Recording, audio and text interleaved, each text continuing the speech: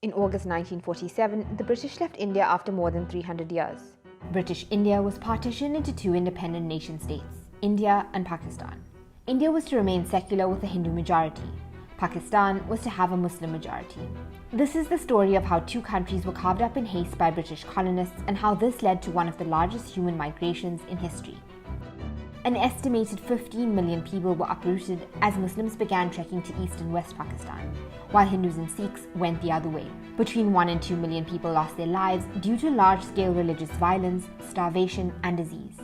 More than 75,000 women were raped or abducted. But how did this religious hatred spark so much violence? To understand this, we have to look at Britain's rule of India. Tensions between Hindus and Muslims did exist before the British Raj was established, but many Muslims, Hindus and Sikhs also coexisted peacefully.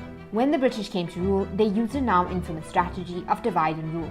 They enforced specific measures like the scientific census in 1871 and the formation of a separate electorate for Muslims, which led to the evolution of rigid religious identities.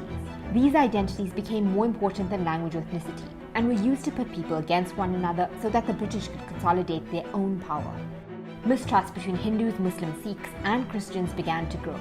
How did this lead to the country being partitioned? Indians had long wanted independence from repressive British rule.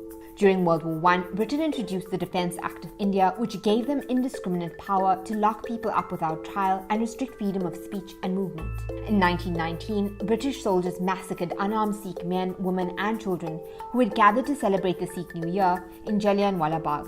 Some say the massacre marked the beginning of resistance against colonial governance. But to understand how and why the country was partitioned, we also need to understand the political players at the time. This is Jawaharlal Nehru and Mahatma Gandhi. They were leaders of the Congress, a Hindu-dominated secular political party which spearheaded the independence movement. They wanted a united, secular India. This is Muhammad Ali Jinnah. He was the leader of the Muslim League. He also wanted independence and initially backed Hindu-Muslim unity. But by the 40s this changed and he wanted an independent state for Muslims.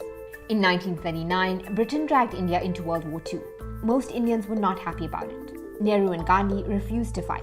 They initiated the 1942 Quit India movement, a movement to have the British leave India entirely that resulted in nationwide protests against British rule.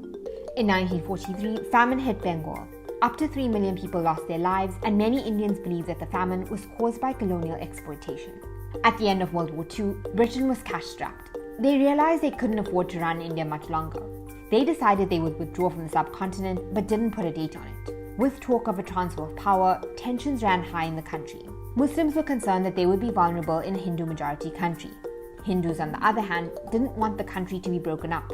The Muslim League called for a strike in Kolkata to demand a homeland in August 1946. The protests went bad and sparked the Great Kolkata killings.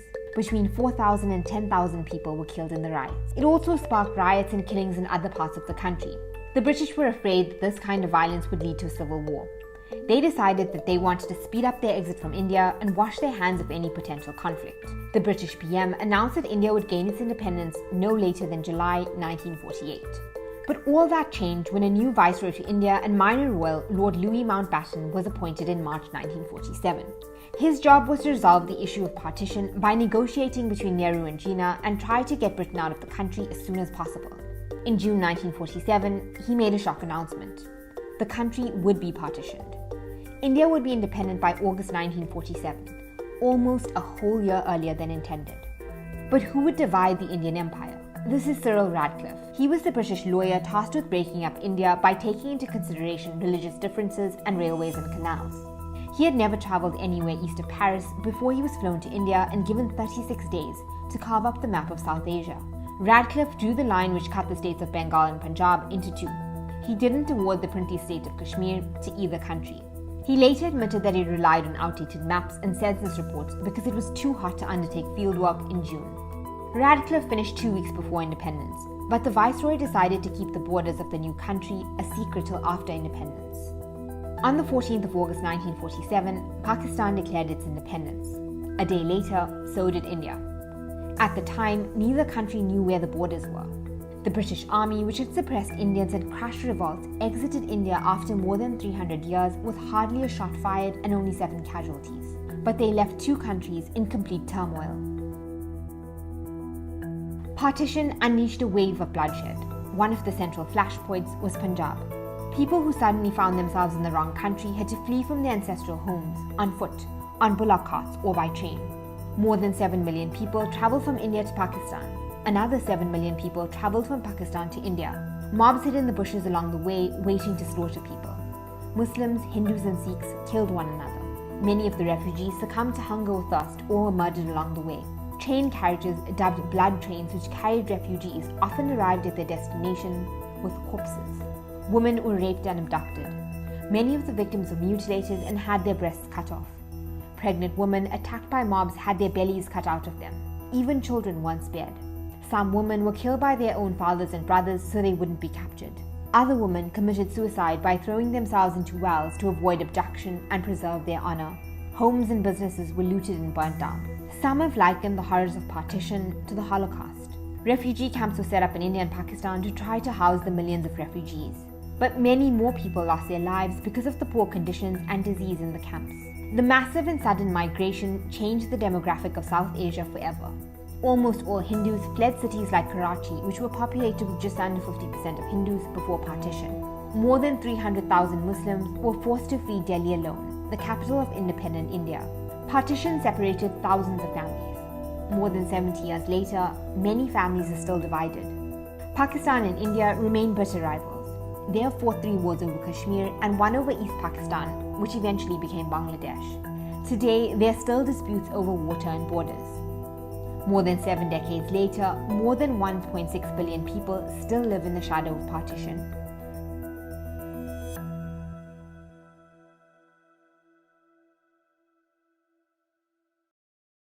India is always Pakistan's primary enemy. The United States tried to exercise diplomacy and to convince the Pakistanis and Indians to settle their differences. Anyone who's so stupid as to think that is crazy. And if you're going, well, what are the origins of these differences?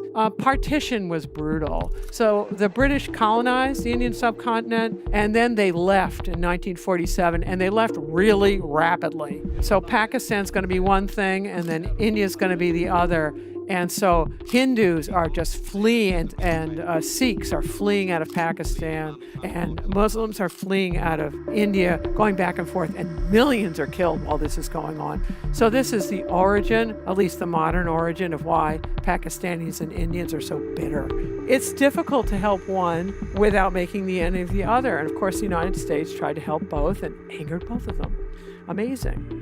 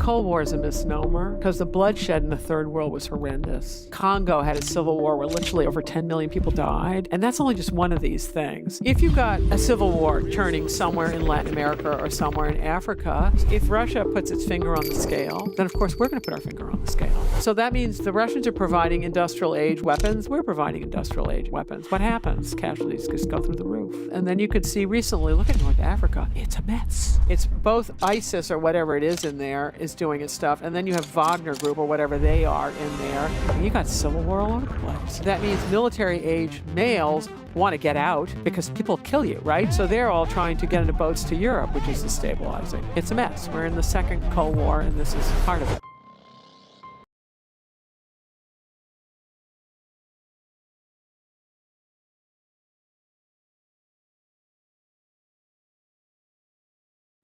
From Stettin in the Baltic to Trieste in the Adriatic, an iron curtain has descended across the continent.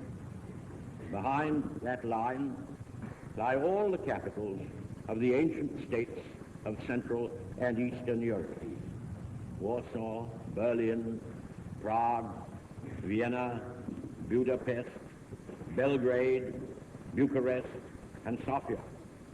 All these famous cities and the populations around them lie in what I must call the Soviet sphere. And all are subject, in one form or another, not only to Soviet influence, but to a very high and in some cases increasing measure of control from Moscow. An attempt is being made by the Russians in Berlin to build up a quasi-communist party in their zone of occupied Germany by showing special favors to groups of left-wing German leaders. At the end of the fighting last June, the American and British armies withdrew westward in accordance with an earlier agreement to a depth at some points of 150 miles upon a front of nearly 400 miles, in order to allow our Russian allies to occupy this vast expanse of territory which the Western democracies had conquered. If now the Soviet government tries by separate action to build up a pro-communist Germany in their areas, this will cause new serious difficulties in the American and British zones and will give the defeated Germans the power of putting themselves up to auction between the Soviets and the Western democracies. Whatever conclusions may be drawn from these facts, in fact they are, this is certainly not the liberated Europe we fought to build up, nor is it one which contains the essentials of permanent peace. On the other hand, ladies and gentlemen, I repulse the idea that a new war is inevitable, still more that it is imminent.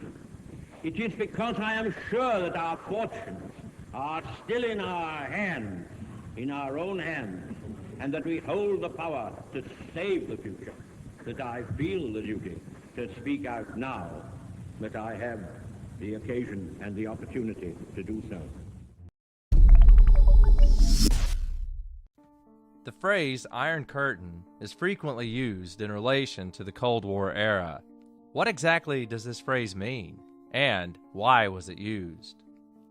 In 1946, during a speech to Westminster College in Fulton, Missouri, British Prime Minister Winston Churchill used the phrase Iron Curtain to describe the divide between Western and Eastern Europe following the end of World War II. From Stettin in the Baltic to Trieste in the Adriatic, an iron curtain has descended across the continent. The nations of Eastern Europe were communist dictatorships with little personal freedom granted to their citizens.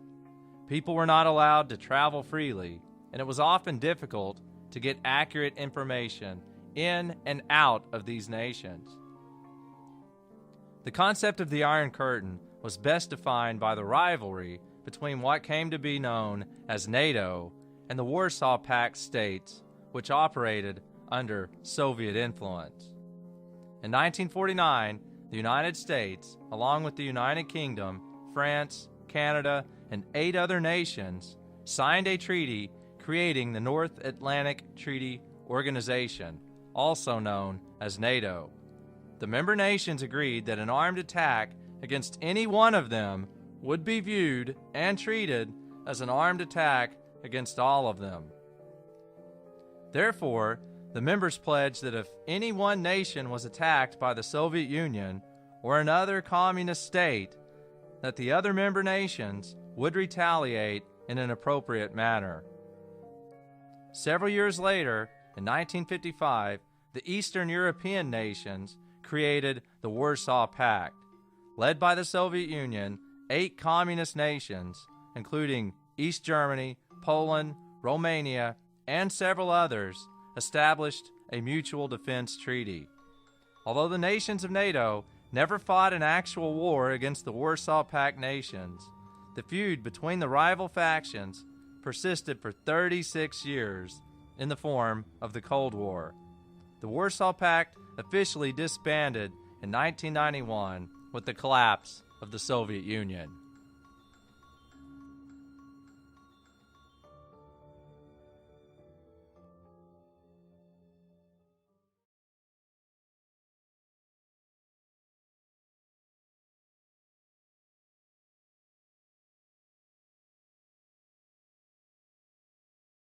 On March 12, 1947, President Harry S. Truman gave a speech that would mark the beginning of the Cold War, a period of tension between democratic powers in the Western Bloc and the powers in the communist Eastern Bloc that would last more than 40 years.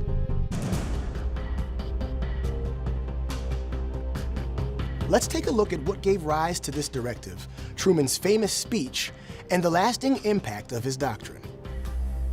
Immediately following World War II, tensions between the West and the USSR were already on the rise. Recovering European countries were in political crisis, with large factions within them supporting their nation's communist political parties. The Soviet Union supported these communist factions, desiring to expand their influence in Europe. But the United States, along with its wartime allies, wanted countries to set up governments committed to free market economies and supportive of democratic governments. American and British political leaders believed that nations with constitutional self-government would foster economic prosperity and deliver them reliable allies in trade, commerce, and war. This was on the mind of Winston Churchill, the former Prime Minister of the United Kingdom, when he gave his Iron Curtain speech in Fulton, Missouri in 1946. In it, he condemned the Soviet Union's oppressive power in the East. However, the lines between communism and democracies were not always clear-cut. In 1947, tensions in the Mediterranean made that clear. Greece was engaged in a brutal civil war between a nationalist Greek army, supported by the United States, and a communist militia fighting for a new democratic government. This internal conflict made it vulnerable to the political influence of other countries.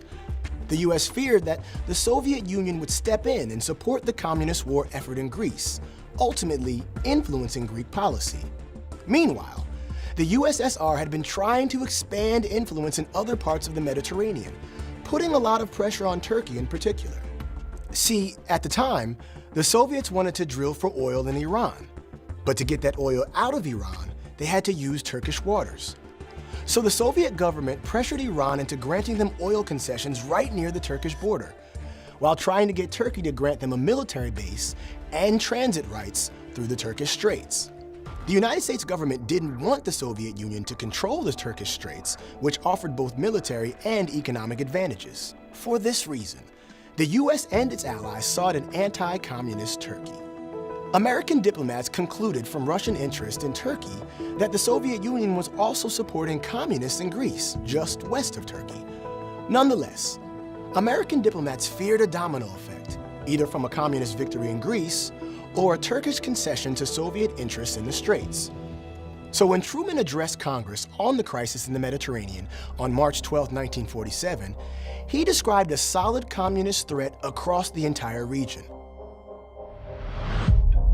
Truman's speech called for immediate military and economic aid, $400 million, to Turkey and Greece. I believe that it must be the policy of the United States to support free peoples who are resisting attempted subjugation by armed minorities or by outside pressure. He was careful not to explicitly mention the USSR, but the warning against the Soviets was clearly implied. To convince the American public to support such a broad commitment to the fight of communism, Republican Senator Arthur Vandenberg urged the president to overstate the crisis and scare the hell out of the American people.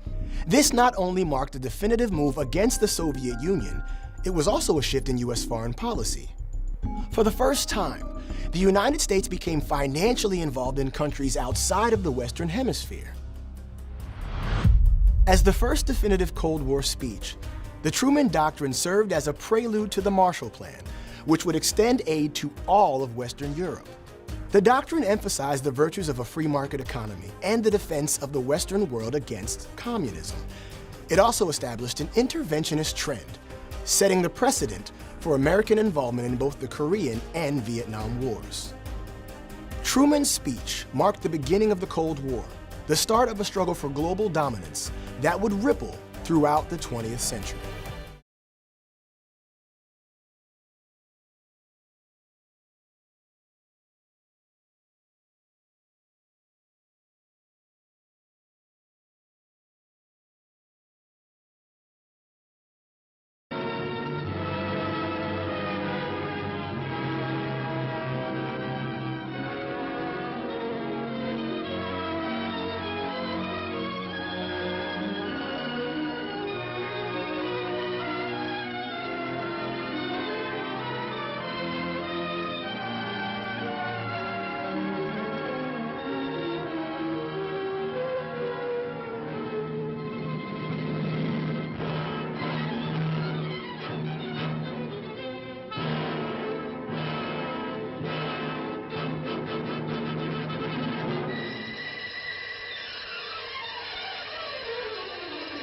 What's it like in Germany? Must be terrible. Well, they asked for it, they got it. Yes, but you can't let them starve. I don't know about that. I got a son out there. As far as I can see, it'd be a good thing if some of them did die. Well, a lot of Germany is dead. Our last bombing was directed against their communications, against convoys, trains, road and rail bridges, against goods yards, stations, viaducts.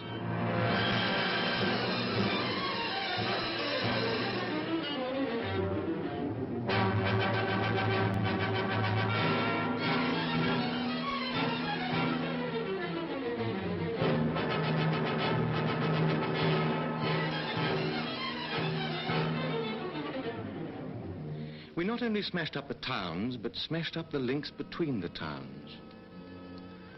And at the finish, life in Germany just ran down like a clock. Place and time meant nothing, because the people, the links between the people were smashed too. They were just left wandering, searching, looking for food, looking for their homes, looking for each other.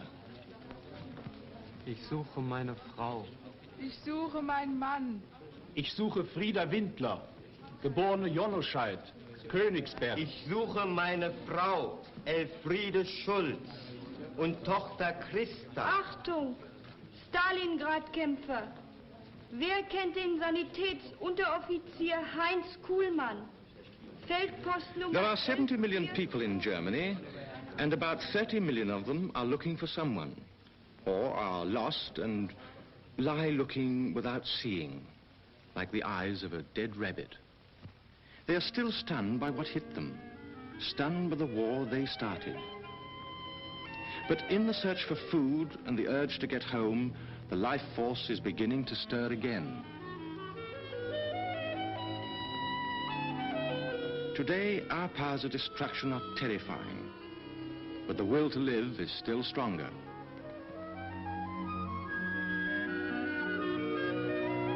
That's why we can't wash our hands of the Germans, because we can't afford to let that new life flow in any direction it wants.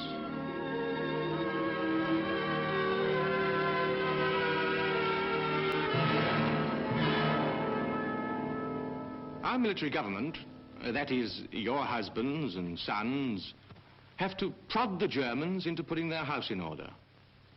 Why? We have an interest in Germany that is purely selfish. We cannot live next to a disease-ridden neighbor. And we must prevent not only starvation and epidemics, but also diseases of the mind, new brands of fascism from springing up. What is more, we have to persuade the Germans to do this themselves. First of all, the material patching up.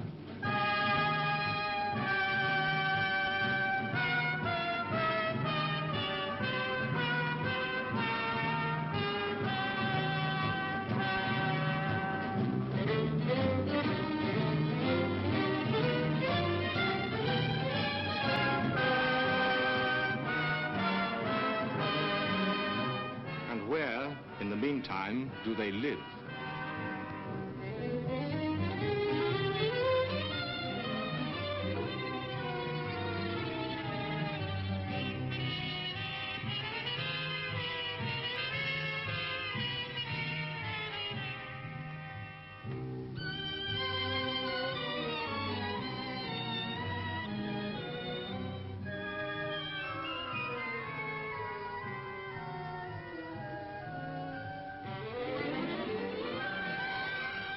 Yes, all looks lifeless. But underneath the rubble, there are people living in the cellars. The smoke from the cooking stoves drifts up from the ruins to the open third story where people are living too. Many in the big towns living without light, without coal, without water, without soap, living in the stench of corpses and sewerage, but still with the will to live.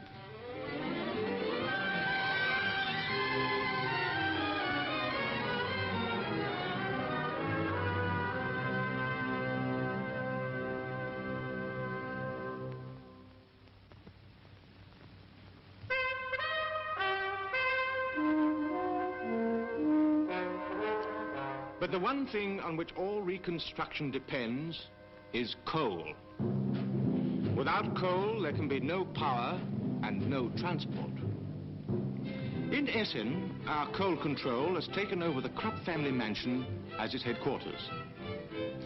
And from here, we organize the output and distribution from the whole Ruhr coal fields.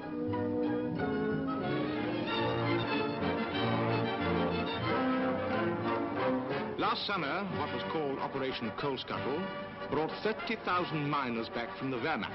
But today, the great problem is moving the coal from the pithead to the liberated countries, to the German power plants, and to the Allied military dumps. For the Germans themselves, there is no coal. They must go out in the woods and parks to cut wood, to strip the bark off the trees, to collect brushwood and carry it home in hand carts and prams. We say the great problem. But in Germany today, for military government officers, there is no such thing as a single problem. For example, the liberated countries won't get this coal unless there is transport to carry it. The transport cannot move any distance unless the tracks and the bridges have been repaired. They can't be repaired without steel, and the steel cannot be made without coal.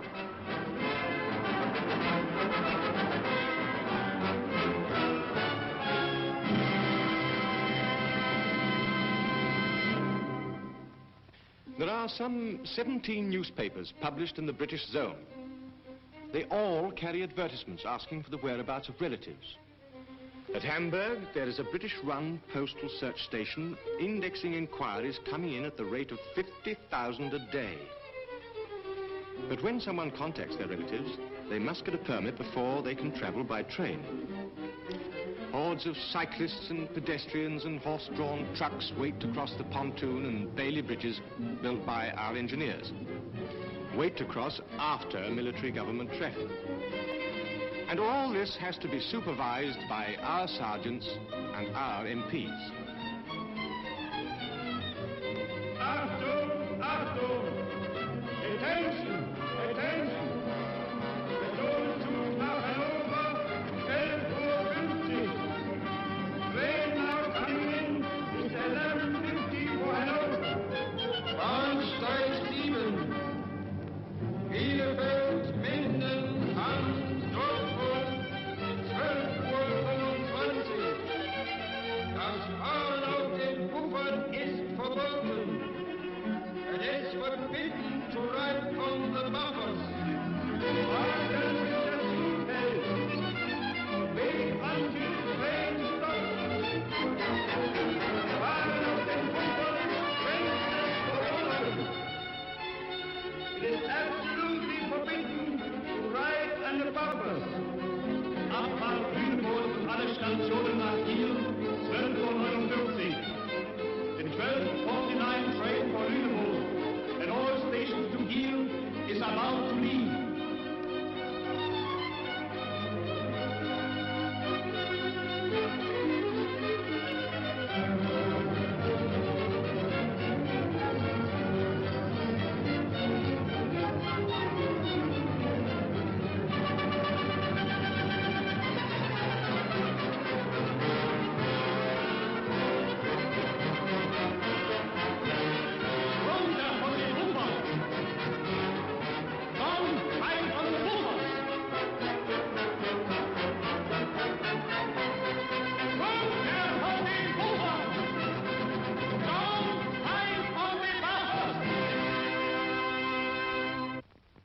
But in all this, we have to safeguard ourselves.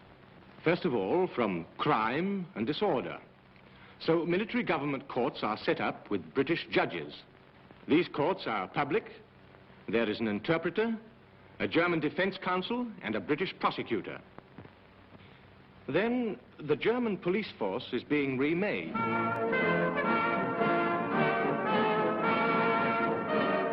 The new German policeman has to understand that he is the servant of the public and not its master. Then we have to safeguard ourselves from disease. The Germans are getting 1,000 to 1,200 calories a day, according to type of work, about half our rations. But we have a survey team in the field staffed by the Red Cross and the RAMC, checking the effect of these rations on the population. Tests are made of blood content, of blood pressure, of height and weight, and reports sent to the Control Commission for them to judge whether the food is just sufficient to keep Germany at work. But the greatest headache is education. You will never get Nazi ideas out of the heads of some of the adults, particularly those living away from the devastated areas. What about the children? For them, the desolated landscape provides a dream playground. The derelict weapons of war might have been specially designed to have games with. There are Germans who know this can't go on. The teachers must be found and themselves taught to teach the children that there are other things in life beyond Nazism and war. But again, the complexity of problems. The schools are in ruins, the teachers too few, the children too many. And as the months go by, the children are growing up and getting more like their fathers. We just cannot afford to leave them to stew in their own juice.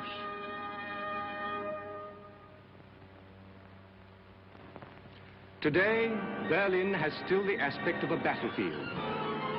The Reichstag, the seat of past German governments, has been gutted. The Krupp family, who with the other German industrialists first backed Hitler and then produced the weapons for world domination, have been scattered and arrested. This family armed Germany in the Franco-Prussian War. They made Big Bertha and the first submarine for the Kaiser in World War I. They are just as responsible for killing Allied soldiers as Hitler and Goering. And by killing, they grew rich. This time, their war plants have been left a mass of twisted girders. Look.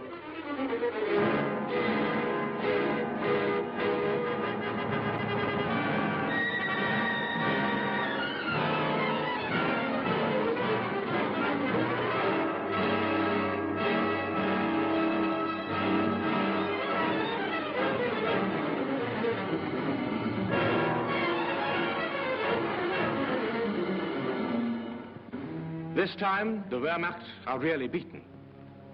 To the wire cages all over Germany, the master race of men are slubbering along. They are stripped of their insignia, deloused, numbered. But this mass of humanity has to be sorted out into something like order. Not only their bodies, but also their minds. What about the ideas in their heads? They have to be demobilized and got back to work.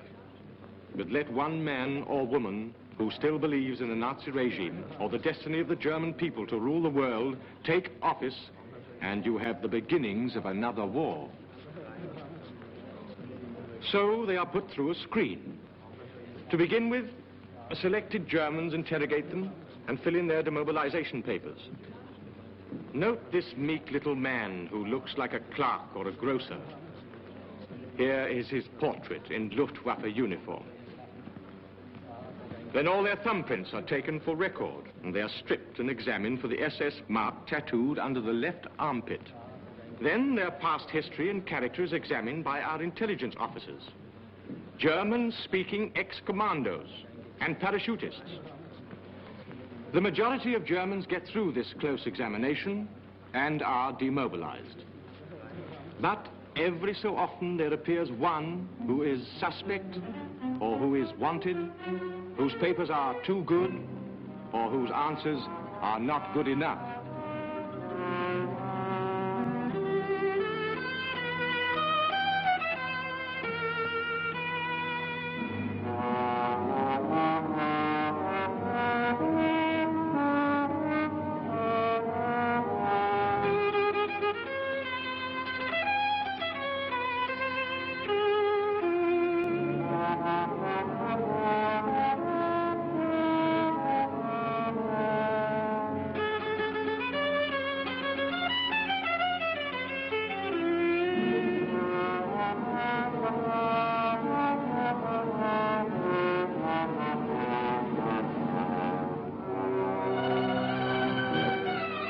Rejected.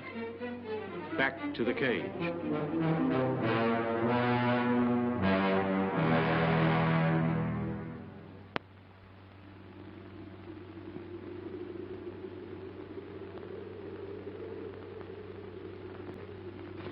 As night falls in Germany, the people must remember the curfew. Those without homes or caught on the street disappear into the air raid shelters. Then the air raid siren wails again to remind them that they lost a war of their own making. To remind them that it is up to them to regain their self-respect as a nation and to learn to live in a friendly manner with their neighbors. To remind them that much as we hate it, we shall stay in Germany until we have real guarantees that the next generation will grow up a sane and Christian people. A Germany of light and life and freedom. A Germany that respects truth and tolerance and justice. Now, gentlemen, if you'll raise your right hands and take the oath with me. I swear by Almighty God Ich schwöre bei Gott dem Allmächtigen, that I will at all times dass ich die Gesetze jederzeit apply and administer the law without fear or favor zu niemandes Vorteil und zu niemandes Nachteil and with justice and equity to all persons mit Gerechtigkeit und Billigkeit gegenüber jedermann of whatever creed, race, color, or political opinion they may be. I will obey the laws of Germany.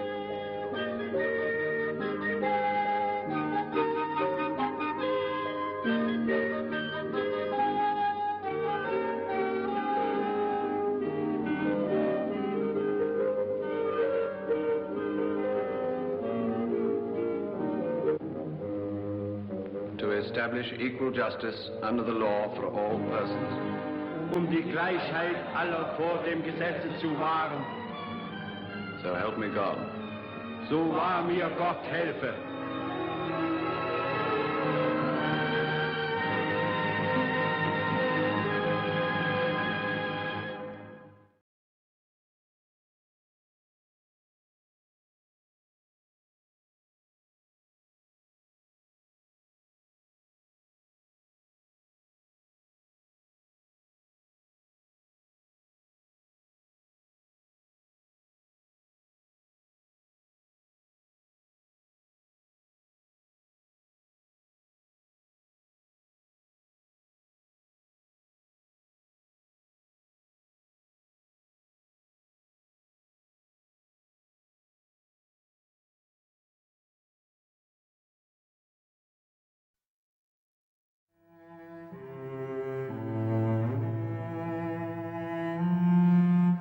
Italy, 1947. 2 years since the war's end. Poverty plagues much of the country, fertile ground for communism, which promises a solution to economic ills and injustice. Life was extremely hard. Besides the political tensions, there was always a sense of having to tighten your belt. We were hungry. We were always hungry.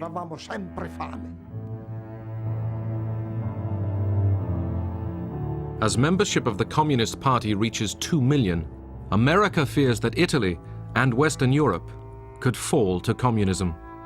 The seeds of totalitarian regimes are nurtured by misery and war. They spread and grow in the evil soil of poverty and strife. They reach their full growth when the hope of a people for a better life has died. We must keep that hope alive.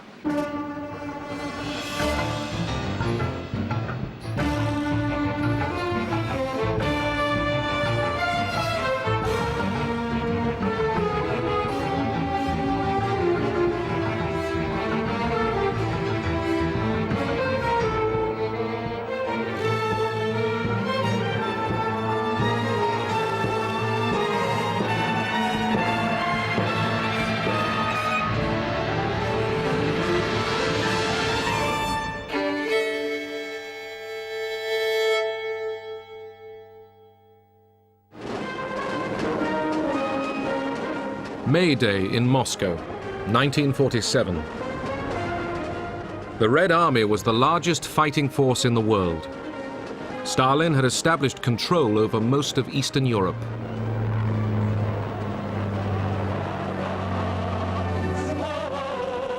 The Soviet Union offered an alternative model for society: public ownership and a centrally planned economy, in contrast to the Western belief in a mixed economy and free trade.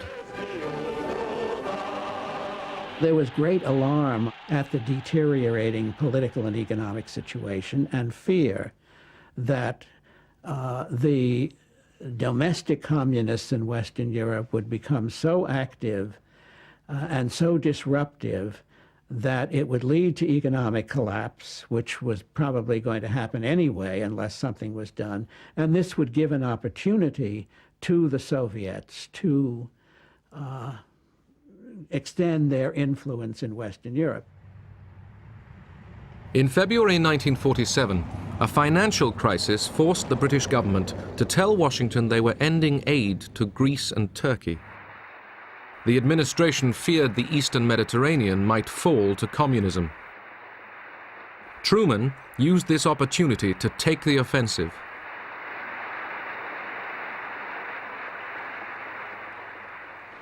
The free peoples of the world look to us for support in maintaining their freedoms. If we falter in our leadership, we may endanger the peace of the world, and we shall surely endanger the welfare of this nation.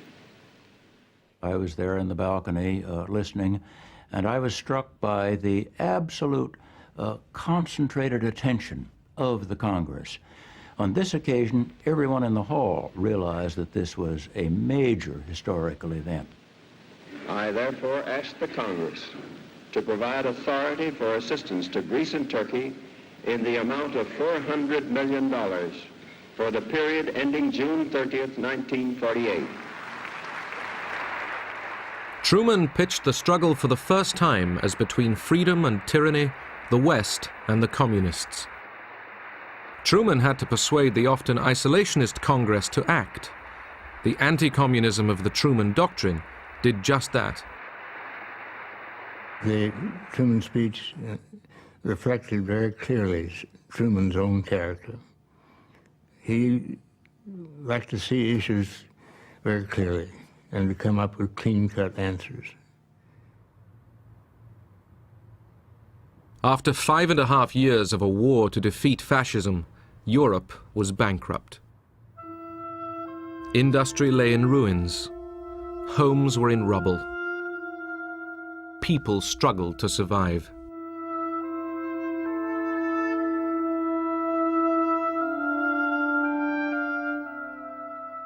The Communist Party, which had fought fascism, attracted new recruits. The appeal of communism to young people and to students was that of a hope that it was possible to create a classless society. Many people believed that communism was going to create a better world, better than the one that existed before the war. This was the only party that you could join if you wanted to change the world. The man called on by Truman to face the communist threat was the newly appointed Secretary of State, General Marshall, the wartime military leader. He would plan the United States response. Marshall was an extraordinary man. I've never known anyone like him. He, in many respects, was a very austere, unapproachable man. He never allowed anyone to call him George Marshall, including the president. When the president asked him if he should, he said, no, General Marshall will do. He exuded leadership and character. In March, Marshall met Soviet Foreign Minister Molotov at a meeting in Moscow. Britain and France were there too. The Big Four tried to agree on the future of Germany. Despite warm Russian hospitality, weeks of meetings got nowhere. Marshall made one last effort. He had an interview with Stalin in the Kremlin, and that interview convinced Marshall that what the Soviets were doing were stalling for time in order for the situation in Western and Central Europe to become more and more adverse, so that popular unrest would become greater and greater, the communists would grow in strength, and that maybe communist regimes would come to power in Western Europe without the Red Army having to invade.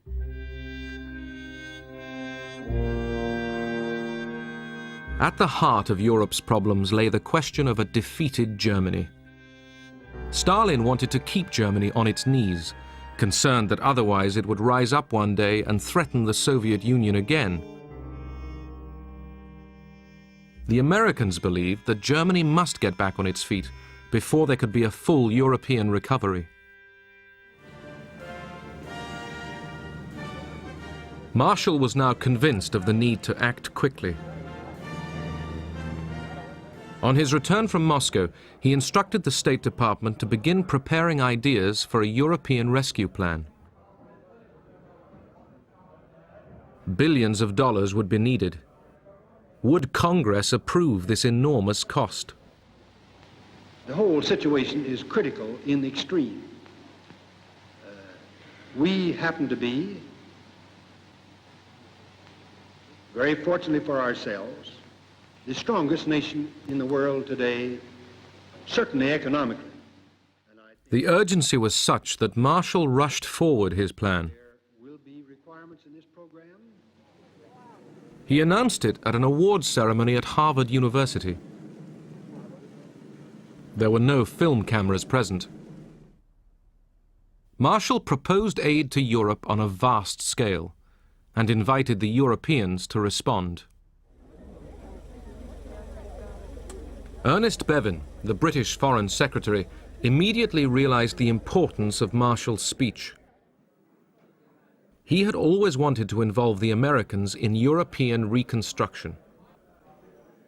When Marshall made his big speech in Harvard, Bevin seized upon it, and bringing the French in at the same time, welcomed it, and out of that they built up what became the European Recovery Program and the whole recovery of Western Europe. The Soviet economy also desperately needed investment to make up for the ravages of 4 years of war on Russian soil. In theory, the Marshall Plan was open to both East and West, but would Stalin participate? Stalin was always suspicious, and he wasn't keen on it from the very start. He said, "Just you watch it. the situation is quite different from the wartime Lend-Lease American assistance to us. With the Truman Doctrine in place as well, they don't really want to help us. They just want to tear the people's democracies away from our sphere of influence, to win them over, to infiltrate them, to pull them away from the Soviet Union.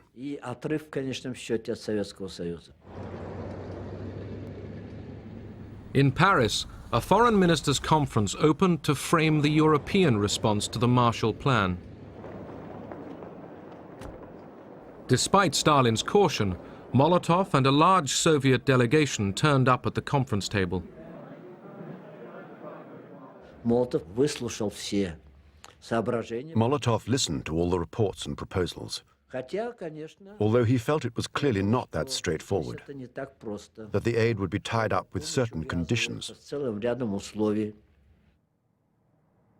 Throughout the Cold War, spies were used by both sides.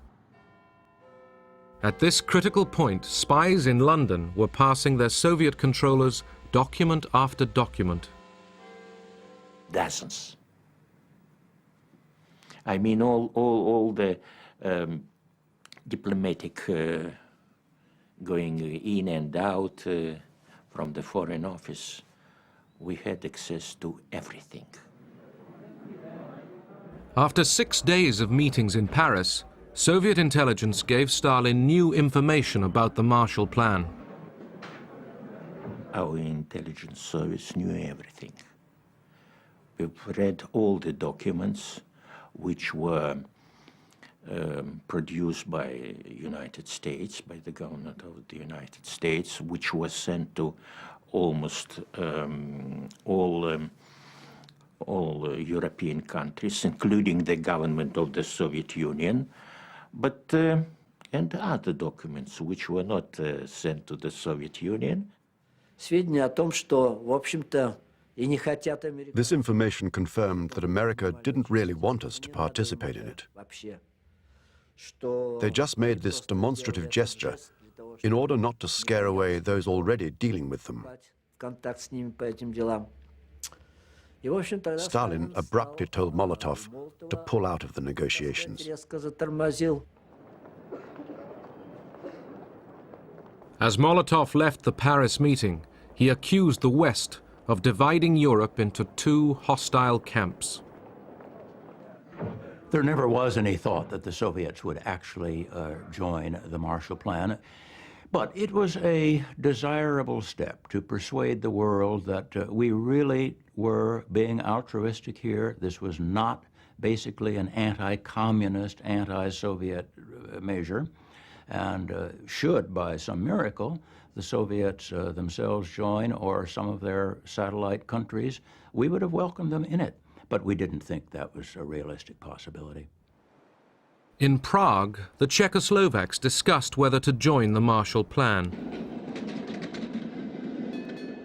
In the democratically elected government, a third of the ministers were communists. The reactions were absolutely positive. Even the communist ministers in the government, in the Czechoslovak government, agreed with our participation in Paris. That means to attend the conference to prepare the Marshall Plan. The decision of the Czechoslovak government was absolutely unanimous. Stalin summoned the Czech Prime Minister, Klement Gottwald, to Moscow. With him came the Foreign Minister, Jan Masaryk. They arrived on the afternoon of July 9th and waited. It was about 11 o'clock in the evening, that means before midnight. Somebody came that they should immediately go over to Kremlin. But the principal question put before them was that the Czechoslovak delegation shouldn't go over to Paris to attend to the conference on the Marshall Plan. Stalin said, if by 4 a.m. on the 11th of July you have not refused to attend, then be prepared. This will have serious consequences on our relations with you. Stalin was quite clear, quite rough, and he gave the ultimatum of 4 hours to our delegation to say their decision. Finally, the same government which accepted unanimously the presence in Paris rejected it.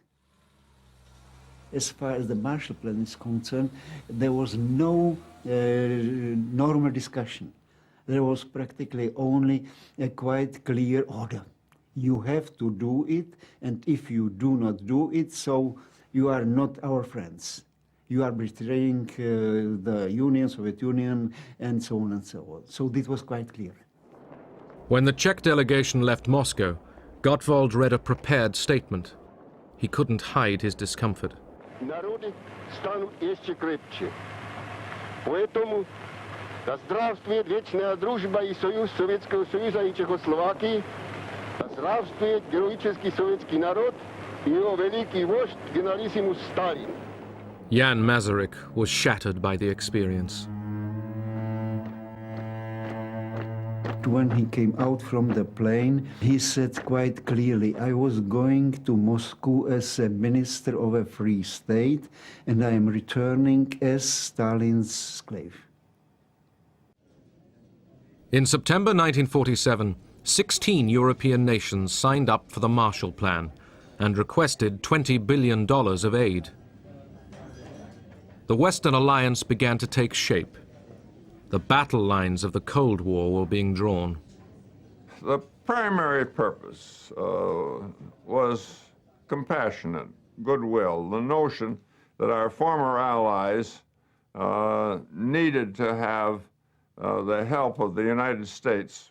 План Маршалла Советским Союзом расценивался. The policy of the Marshall Plan was seen in the Soviet Union as the Americans wanting to impose their influence over the countries to which they gave Marshall aid. The Soviet Union could not accept that, believing it to be an aggressive act on behalf of the Americans. That is why the Marshall Plan was never accepted in our country. That September 1947, Stalin revived the pre-war Communist International as the Cominform. Through it, Stalin planned to control the countries of the Eastern Bloc. He also instructed communist parties in the West to take the initiative in seizing power. In American propaganda, the Cominform was represented as a sinister, shadowy conspiracy of evil. But its economic associate, Comecon, offered Russian aid to Eastern Bloc countries, sending grain to Czechoslovakia after a bad harvest.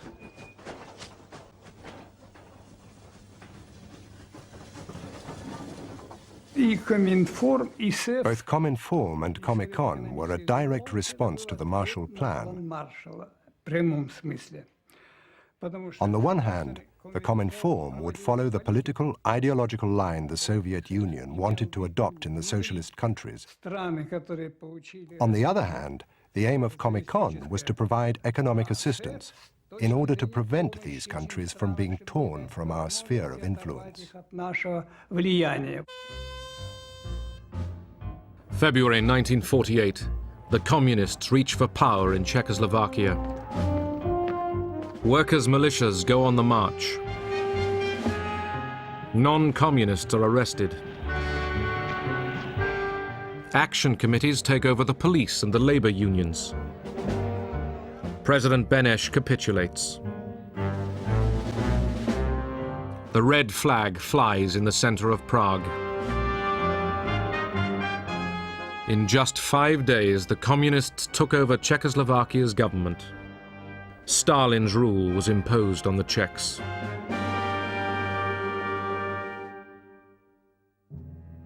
Two weeks later, Jan Masaryk fell to his death from the window of his apartment in Prague.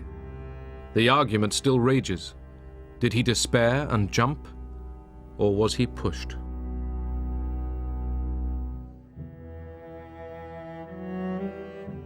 Masaryk was the son of Thomas Masaryk, the founder of the Czech state. His funeral symbolized the end of a free Czechoslovakia. after the death of the minister. And there were really tens of thousands of people who were coming to say farewell to the minister, the last farewell. They were crying and flowers and so on and so on. But the general persuasion was that there was really the end. We felt it like that, unfortunately. The communist takeover in Prague shocked Washington. There, the case for martial aid was still being argued before a partly isolationist Congress. The Soviet Union and its agents have destroyed the independence and democratic character of a whole series of nations in Eastern and Central Europe.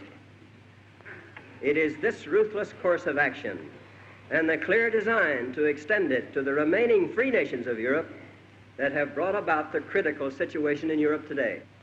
It was touch and go when both houses of Congress were finally considering the legislation.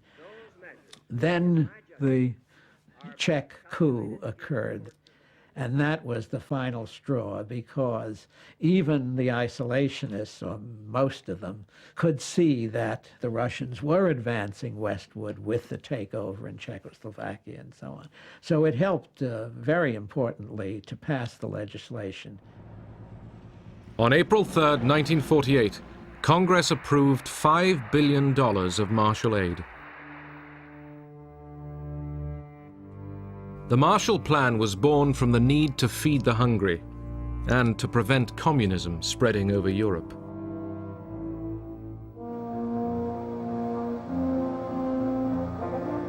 $20% of the aid were loans, 80% grants. The first shipments were foods and fertilizers. Next, machines to improve agricultural efficiency. In the 4 years of the plan, the Marshall Agency spent $13.5 billion in 16 countries. Fewer people spent more money in that agency than ever before or since in the United States government. It was an extraordinary performance. Europe's purchase of American goods and machinery redirected many Marshall Aid dollars back into American industry, fueling a post-war boom. Most people I knew felt that the generosity of Americans was a self-serving one, in the sense that they thought of Europe as an outlet for their goods, as a market to export stuff.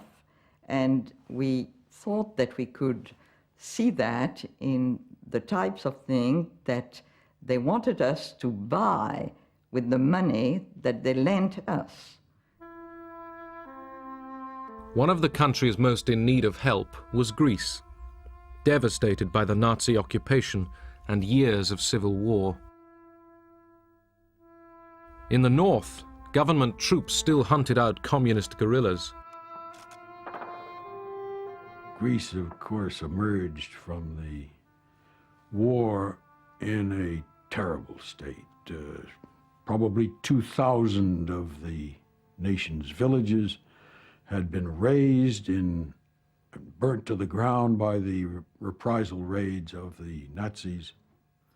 The consequence of the Civil War was to add to that terribly shredded kind of social fabric. During the 4 years of the Marshall Plan, Greece received nearly $700 million of economic assistance. Young Americans were thrust into positions of heavy responsibility. I was the youngest member of the Marshall Plan mission in Greece. I arrived there at the age of 23, and to my astonishment, a year later, at age 24, there I was in charge of the Greek import program. The range of projects which we engaged in were all over the map and all over every single sector of the economy. And one could say that America fed and fueled and clothed the Greek nation.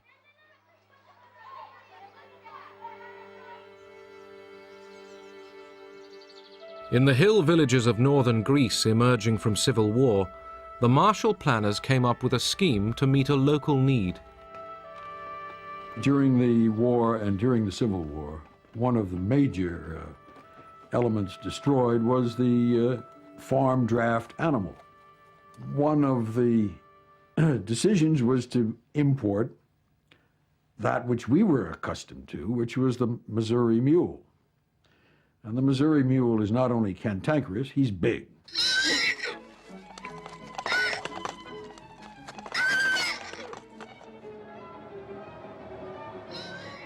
American mules arrived in Greece after a long sea voyage.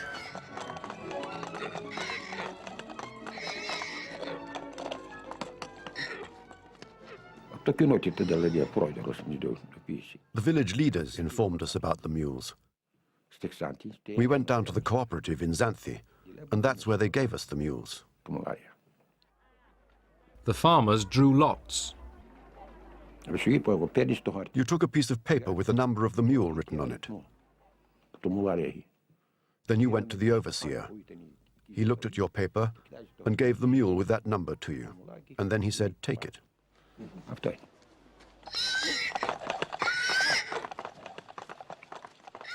The only problem was that the American mules were very much larger than the animals local farmers were used to. The mules were very good. They were a bit wild, but slowly we got them under control.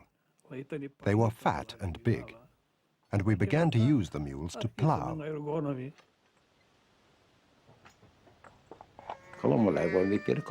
They were very good. They gave me a superb mule, and we started to plow.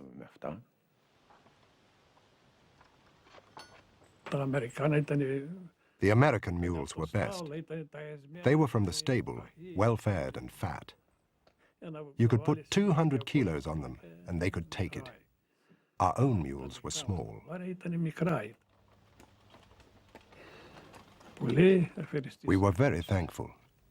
How could we not be thankful, since we had nothing? Long live America. Industrial Europe faced other problems. France, 1947. Workers at the Renault factory near Paris went on strike. When communist ministers backed them, they were expelled from the government. Several months of disruption followed.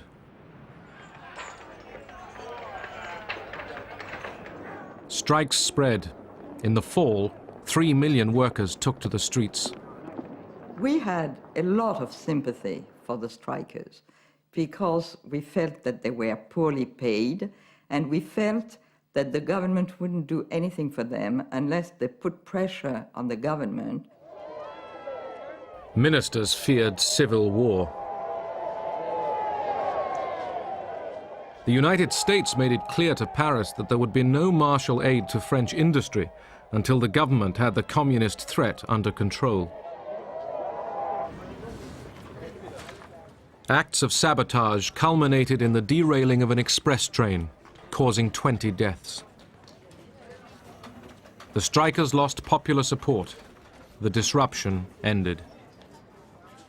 The French Fourth Republic would now receive Marshall aid, $2.7 billion of it. Yugoslavia had gone communist at the end of the war, without help from Moscow. The Yugoslav leader, Tito, became an ally of Stalin, but it was an uneasy alliance. Tito, in Stalin's view, was acquiring more and more an independent position in various ways, including international affairs.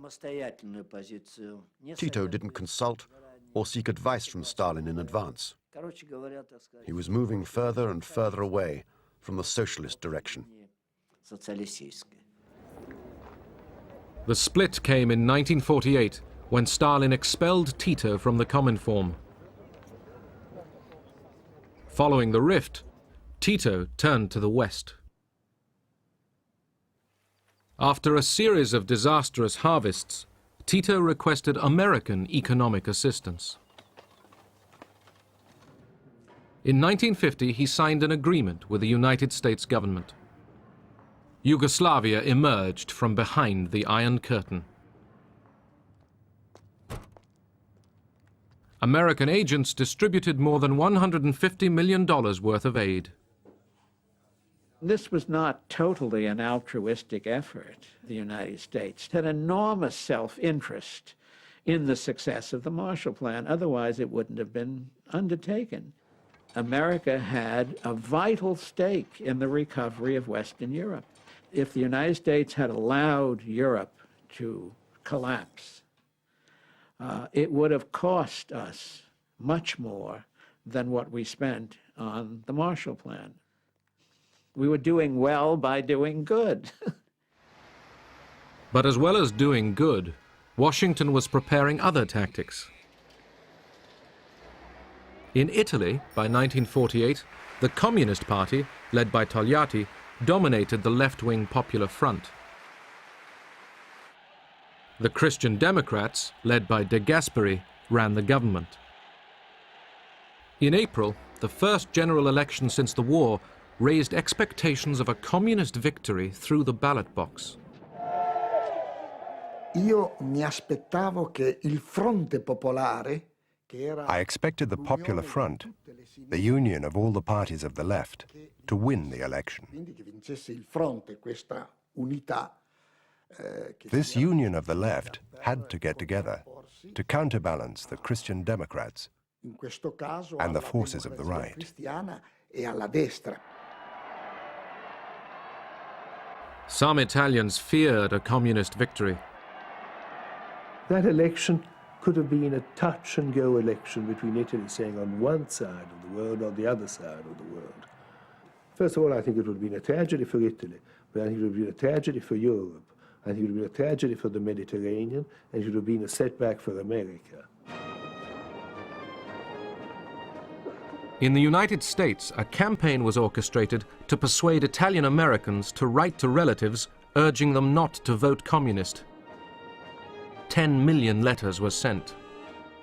Dear cousin Maria, have you thought what a communist victory would mean for Italy? It would be terrible. Italy would be ruled direct from the Kremlin. Look what happened in Czechoslovakia. You must realize how serious the situation is. You should see what the papers are saying. Please, Here. listen to us. I urge you not to vote communist in the elections. Your cousin, Luigi. Fu un'iniziativa molto intelligente perché arrivava direttamente alle famiglie. It was a very intelligent initiative because it got through to the families directly. Mezzo secolo di emigrazione. After half a century of emigration, there were hundreds of thousands of Italian families in America. In America e quindi ricevere So, to receive a letter of encouragement from them, a letter stating that they shouldn't vote for the Communist Party, well, that was very influential. Letter writing was not enough. The newly created CIA decided to take the offensive. What the CIA needed was authority to develop a program of covert action. General Marshall knew that the situation in Italy was critical. The largest communist party in the world outside of the Soviet Empire. Not having an organization and knowing that the State Department could not achieve the things that he knew had to be done, he personally said, we must explore the means of getting authority to carry out a covert action program that would challenge this tremendous communist threat. This led to a debate within the young CIA. Did it have the legal authority to carry out covert operations? CIA lawyers studied the wording of the new National Security Act. If the President of the National Security Council The head of the National Security Council is the President of the United States. And if he specifically directs the CIA under Hillenkotter to carry out operations to help Democratic parties, and if the Congress that was put in, if the Congress gives the money to support such a thing, then the authority is there. And that was the green light. The CIA then intervened. It began covert operations in support of anti-communists and of the Christian Democrat Party. I was in that branch of the CIA at the time that had to rush into the breach without training in covert action. And we had bags of money that we delivered to selected politicians to defray their political expenses, their campaign expenses, for posters, for pamphlets. Io direttamente non sono a conoscenza di questo. Personally, I'm not aware of that. It was spoken of, but I don't know anything about it, because I was never directly involved in party affairs. The Church, too, mounted a powerful campaign against the communists. Pope Pius XII was very concerned about the Communist Party. Not so much about their politics. He was concerned about their doctrine. And as Pope, Pius XII had to be concerned about what was happening in Italy at the time. A network of election committees was created. They worked in close parallel to the organization of the Catholic Church. I can say that all the parties envied our electoral structure, and especially the creation of election posters.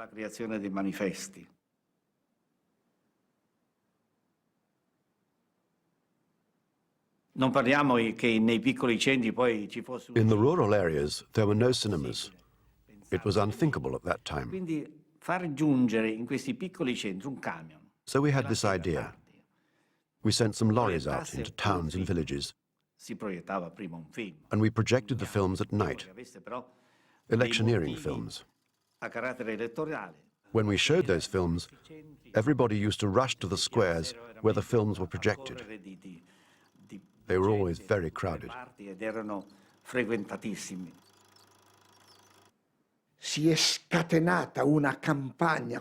They unleashed this tremendous campaign against the left, against the communists, against the socialists, and they told the most terrible lies about them. Things out of this world. The church had a great influence over the people because 90% of them were Catholics and members of the church. At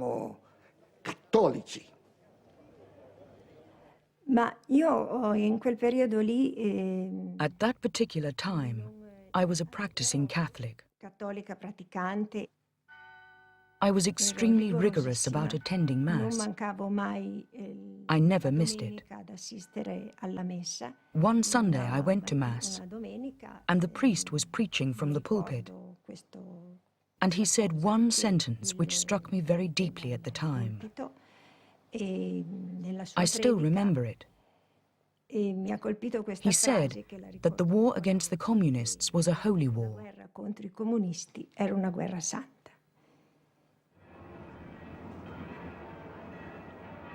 Pope Pius XII and the Catholic Church had supported the fascists throughout their decades of rule. But the Vatican totally opposed communism.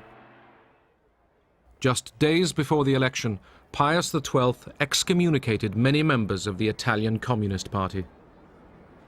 When I heard about it, I was terribly upset. To begin with, there was the fact that at the time I was engaged to my fiancé. We were getting married the next year, and this meant we couldn't get married in church.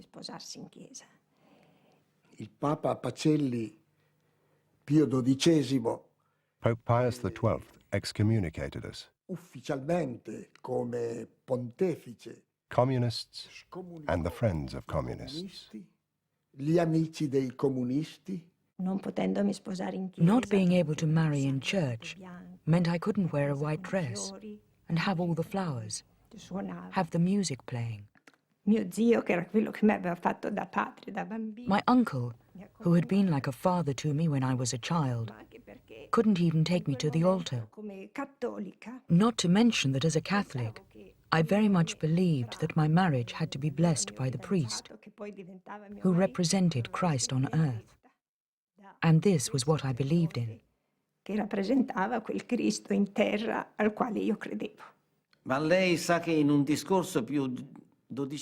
that Pius XII, in one of his speeches, said you are either for Christ or against Christ.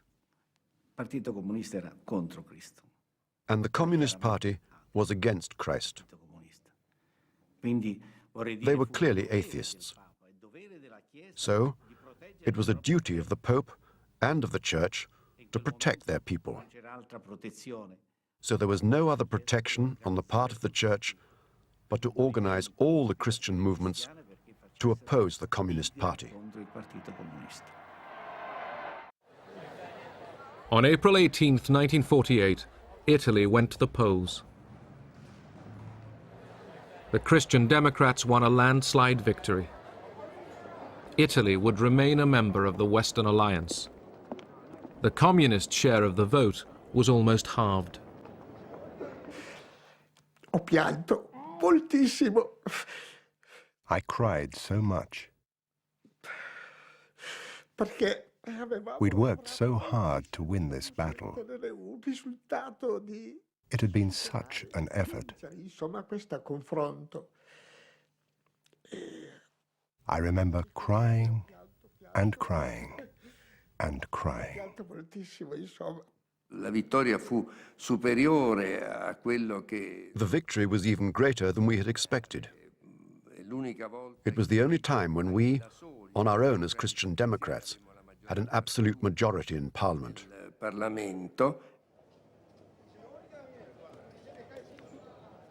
The CIA, too, drew its conclusions from the election victory.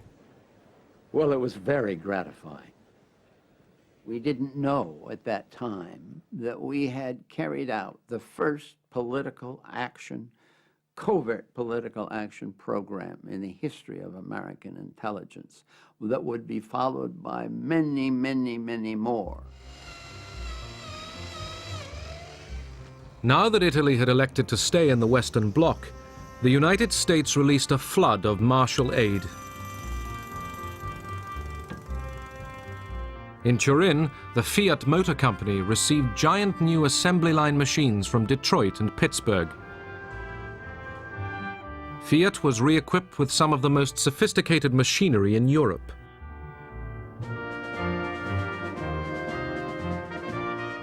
Fiat's recovery would fuel the revival of Italian industry. In Europe and in Italy especially, we thought of America as all-powerful. They had 50% of the world GNP, they had all the modern technology, they'd beaten the Nazi system. And I don't say that you didn't expect it, but we were pleasantly surprised to see the generosity of their foreign policy. And the generosity of their foreign policy at that moment was expressed through the Marshall Plan. The Marshall Plan also demonstrated the United States' desire to secure Europe's future. The message was, modernize your economies, and you too can be like us. The Americans were trying to impose American ideas, American organization into Europe. There was a feeling that if the European economies were to be rebuilt, if Europe was to be competitive in the world economy again, it would have to imitate American production methods, American management methods, and so on. And many European businessmen were eager to do this. In those years, I mean, the immediate post-war years, the whole of Europe was in a recession. So first of all, it helped us step out of a recession. It gave us a certain amount of speed to the economy. But that was the first step. The second real step that was it approached this European community on the whole. It brought us towards NATO, and it brought the European countries closer to each other and to the United States. The Marshall Plan set out to build a European consumer society. The United States wanted a free enterprise Western bloc, peaceful, united, and tied to American trade and capital. The Soviet Union was forced to build its own rival bloc. The people of the socialist countries would eye the West for 40 years and wonder.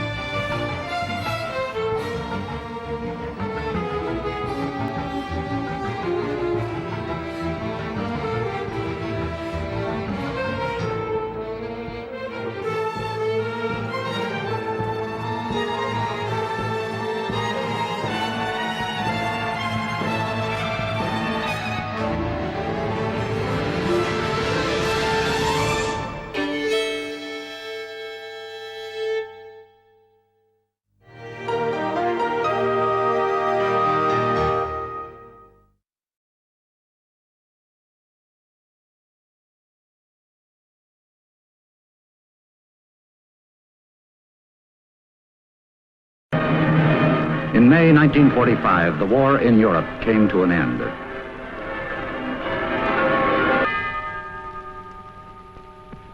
This had been the price of Europe's unpreparedness. Our hard-won peace seemed at last secure.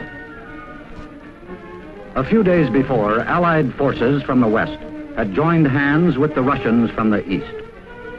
Their statesmen had met cordially at Yalta and at Potsdam.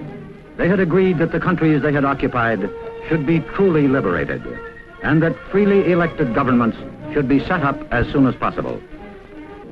Russia had swallowed up 8 European countries without firing another shot.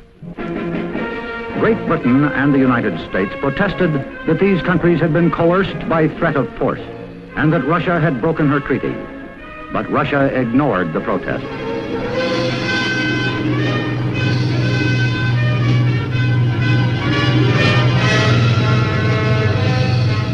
On April 4, 1949, the North Atlantic Treaty was signed between France, Belgium, Luxembourg, the Netherlands, the United Kingdom, Norway, Denmark, Italy, Portugal, Iceland, Canada, and the United States. The pact was designed to keep within the letter and spirit of the United Nations Charter. The treaty members realized that real peace is more than an absence of war, and they seek to promote political and economic stability in the North Atlantic area. To ensure this, they are sworn to stand together against aggression. An attack against one would be an attack against all. This union of 12 nations became known as the North Atlantic Treaty Organization, or more simply, NATO. The North Atlantic Alliance was founded in the aftermath of the Second World War. Its purpose was to secure peace in Europe, to promote cooperation among its members, and to guard their freedom. All of this in the context of countering the threat posed at the time by the Soviet Union. The Alliance's founding treaty was signed in Washington in 1949 by a dozen European and North American countries. It commits the Allies to democracy, individual liberty, and the rule of law, as well as to peaceful resolution of disputes. Importantly, the treaty sets out the idea of collective defense, meaning that an attack against one ally is considered as an attack against all allies. The North Atlantic Treaty Organization, or NATO, ensures that the security of its European member countries is inseparably linked to that of its North American member countries. The organization also provides a unique forum for dialogue and cooperation across the Atlantic.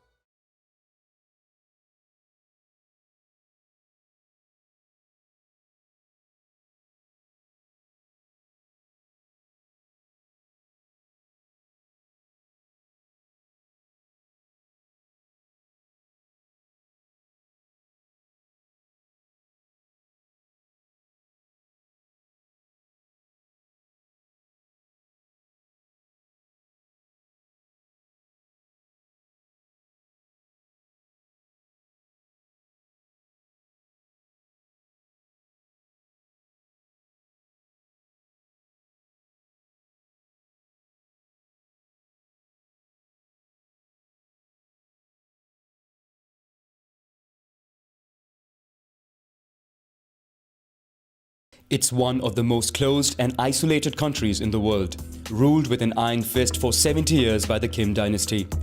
This country is also a thorn on the side of the largest military power in the world, the United States. Let's trace on a map the evolution of North Korea ever since its creation.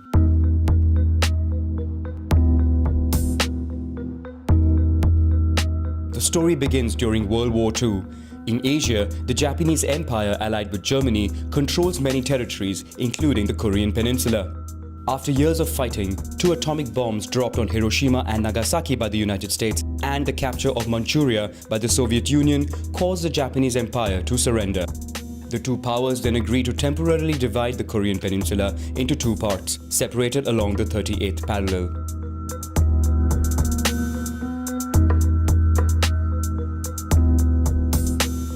In 1947 begins the Cold War between the Soviet Union and the United States, and the two powers can no longer agree on the Korean Peninsula. The United States proposes elections in the region under the umbrella of the UN, but the USSR refuses. Nevertheless, these elections take place in the south, giving birth to the Republic of Korea or South Korea. In the north, Kim Il-sung, a former communist commander backed by the Soviet Union, came into power. The Democratic People's Republic of Korea, or North Korea, is created and the foundations of a communist regime are laid, with agricultural land redistributed and industry and economy nationalized.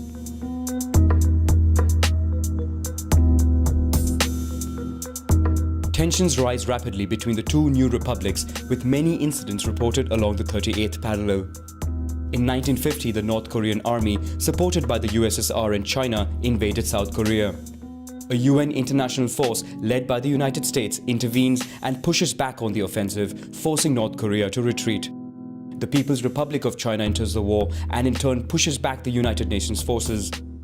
After 3 years of war and nearly 3 million dead, a non-aggression pact is signed and a new border is created with a demilitarized zone 250 kilometers long and 4 kilometers wide. This is a misnomer because it is still one of the most militarized areas in the world, with a permanent presence of over 1 million soldiers.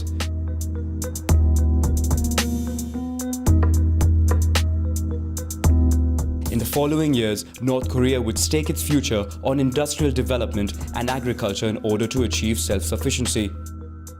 Development soars to a point where the country's economy becomes the second largest in Asia after Japan. However, Kim Il-sung gradually usurps all power and eliminates any form of opposition. The country also develops weapons, and an elite force of commandos in 1968 attempt to assassinate the president of South Korea, but fails.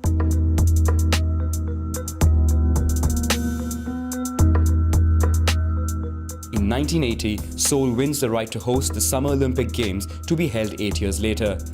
This prompts North Korea to ask to also be involved in the organization, but the International Olympic Committee turns down this request. North Korea then tries to sabotage the Games by committing a terrorist attack at Seoul Airport and shooting down a South Korean plane over the Andaman Sea. This was followed by a North Korean boycott of the Games.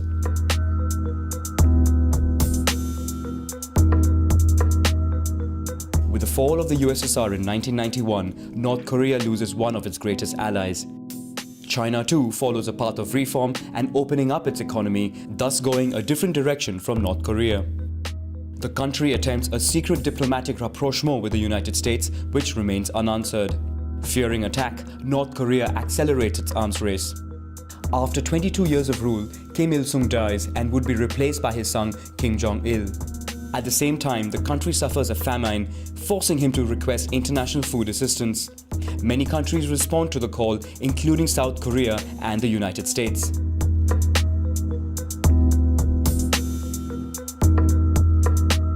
In 2002, after the September 11 attacks, the United States lists North Korea in its axis of evil alongside Iran and Iraq. Feeling threatened, the country withdraws from the Nuclear Non-Proliferation Treaty and conducts its first tests in 2006. The country also invests in improving its ballistic missiles to increase its range. In 2011, Kim Jong-il dies and is succeeded by his son Kim Jong-un, who accelerates weapons research. After 5 rounds of tests, the country now claims to be equipped with a stable nuclear weapon. A year later, an intercontinental ballistic missile was successfully fired for the first time, directly threatening US soil with nuclear weapons. In response, many economic sanctions are slapped on North Korea by the UN Security Council. The country becomes increasingly isolated.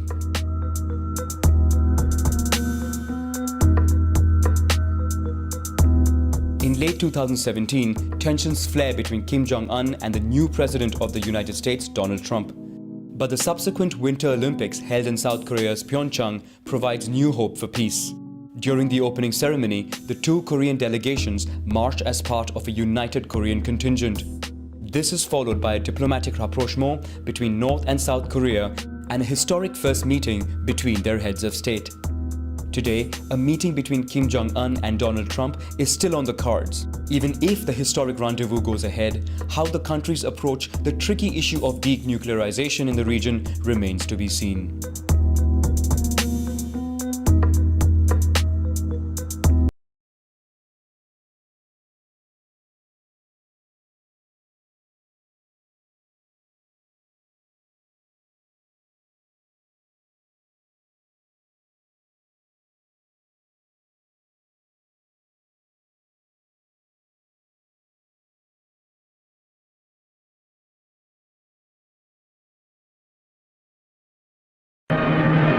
In May 1945, the war in Europe came to an end.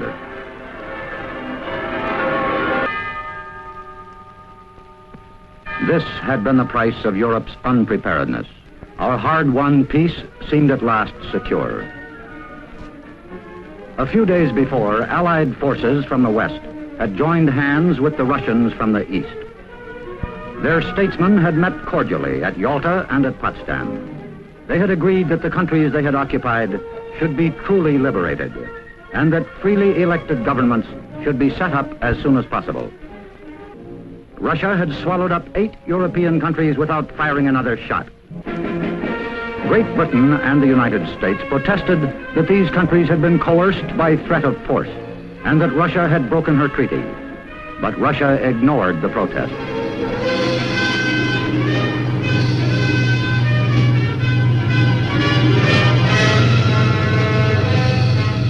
On April 4, 1949, the North Atlantic Treaty was signed between France, Belgium, Luxembourg, the Netherlands, the United Kingdom, Norway, Denmark, Italy, Portugal, Iceland, Canada, and the United States. The pact was designed to keep within the letter and spirit of the United Nations Charter. The treaty members realized that real peace is more than an absence of war, and they seek to promote political and economic stability in the North Atlantic area. To ensure this, they are sworn to stand together against aggression. An attack against one would be an attack against all. This union of 12 nations became known as the North Atlantic Treaty Organization, or more simply, NATO. The North Atlantic Alliance was founded in the aftermath of the Second World War. Its purpose was to secure peace in Europe, to promote cooperation among its members, and to guard their freedom. All of this in the context of countering the threat posed at the time by the Soviet Union.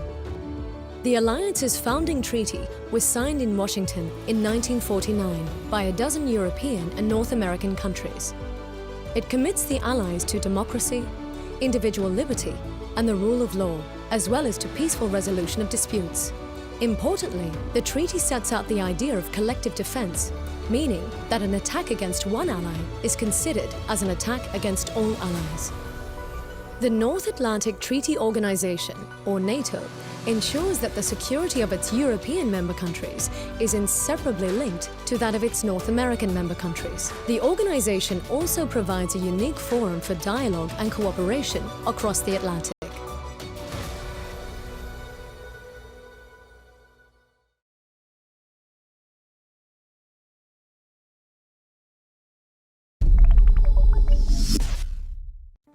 The phrase Iron Curtain is frequently used in relation to the Cold War era.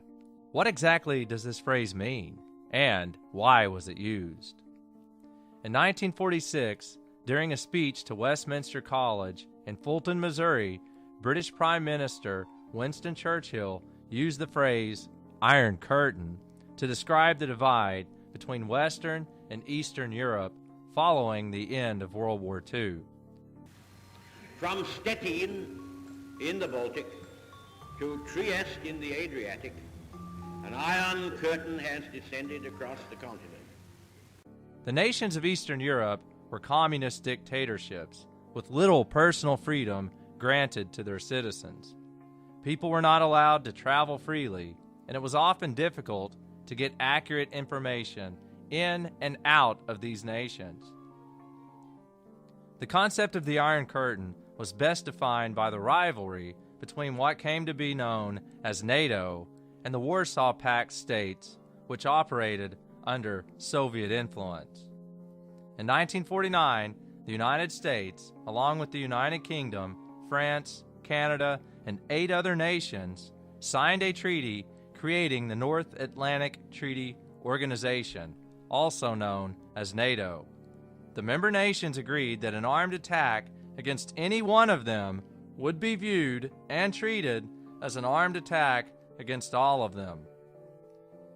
Therefore, the members pledged that if any one nation was attacked by the Soviet Union or another communist state, that the other member nations would retaliate in an appropriate manner.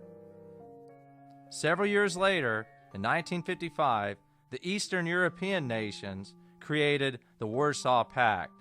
Led by the Soviet Union, 8 communist nations, including East Germany, Poland, Romania, and several others, established a mutual defense treaty. Although the nations of NATO never fought an actual war against the Warsaw Pact nations, the feud between the rival factions persisted for 36 years in the form of the Cold War. The Warsaw Pact officially disbanded in 1991 with the collapse of the Soviet Union.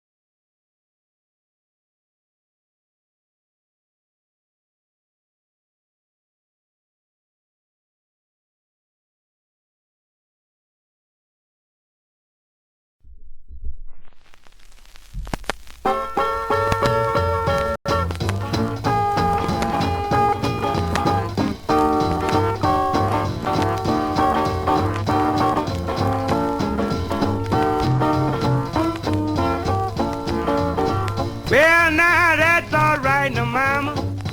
That's all right for you. That's all right, now, mama. Any way you do, but that's all right. That's all right. That's all right now, mama. Any way you do.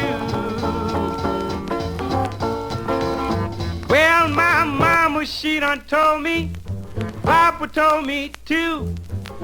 The life you living, son, now women be the death for you, but that's all right. That's all right. That's all right now, mama. Any way you do. Yeah, man.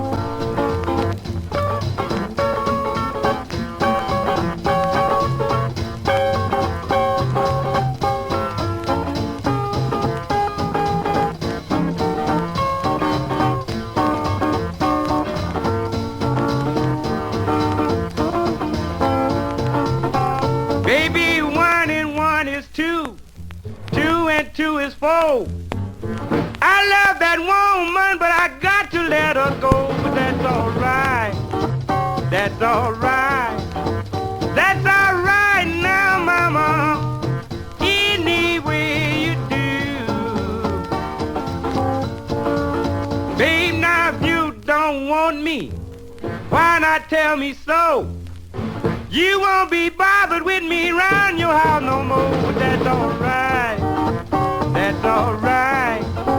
That's all right now, mama. Any way you do.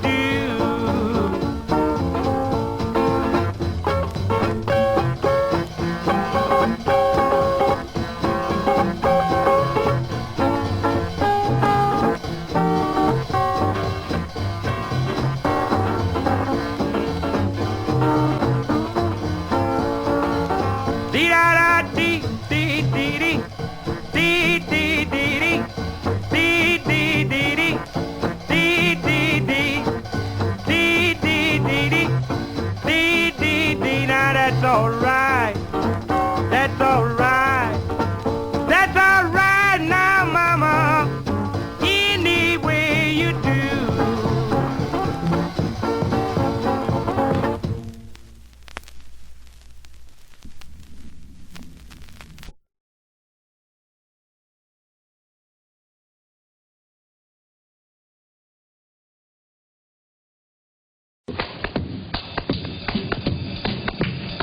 Hey, Joe.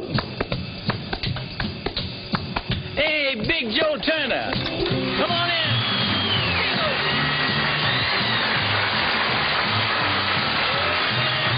Nervous thing. Gets crazy, no? Sound off, boy. Let 'em rock a while. Crazy. Get out of that kitchen, baby. Wash your face and hands. Get out of that kitchen, baby. Wash your face and hands. Wear your big smile, son, because I'm such a hungry mess.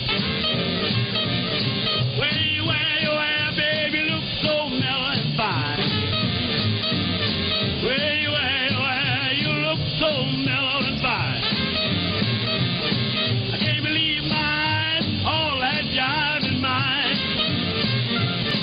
I believe to my soul you were devil when I old. I believe to my soul you were devil when I old. Well, all I work, baby, the faster my money goes. I did shake, rattle, and roll. Shake, rattle, and roll. Shake, rattle, and roll. Shake, rattle, and roll. You won't do right, I don't know. Shake, rattle, and roll. Crazy. Yeah, boy. Crazy stuff. Well, all right.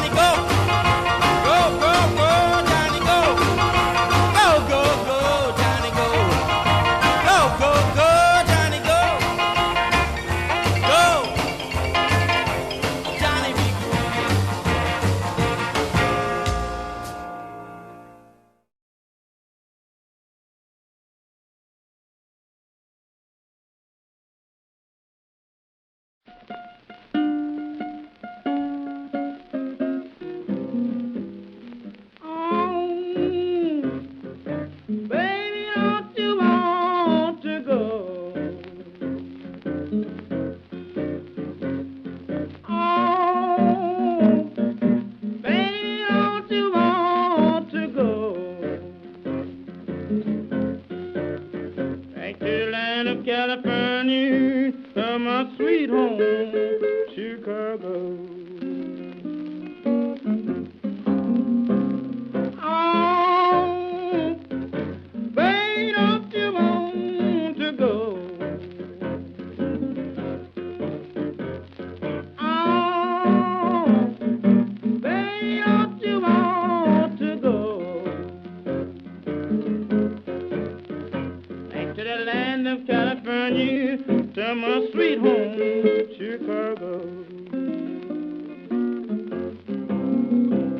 Now 1 and 1 is 2, 2 and 2 is 4. I'm heavy loaded, baby. I'm booked, I gotta go. Blind baby, why don't you want to go? Back to the land of California, to my sweet home, Chicago. Now 2 and 2 is 4, 4 and 2 is 6. You gonna keep on mucking around your friend, boy, you gonna get your business all on a trick. But I'm crying, baby, honey, don't you want to go? Back to the land of California, to my sweet home, Chicago. I'm 6 and 2 is 8, 8 and 2 is 10. Friend, boy, she trick you one time, she sure gonna do it again. And I'm crying, hey, baby, don't you want to go? To the land of California, to my sweet home, Chicago. I'm going to California, from 13 miles away. Somebody will tell me that you need my help someday, crying, hey, hey, baby, don't you want to go? Back to the land of California, to my sweet home, Chicago.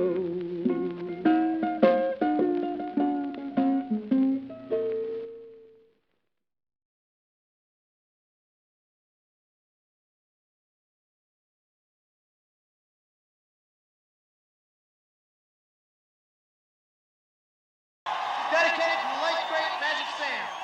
1, 2, 1, 2, 3, 4.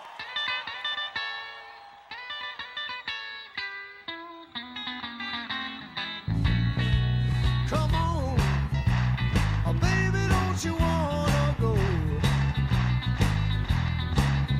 Come on, oh baby, don't you wanna go?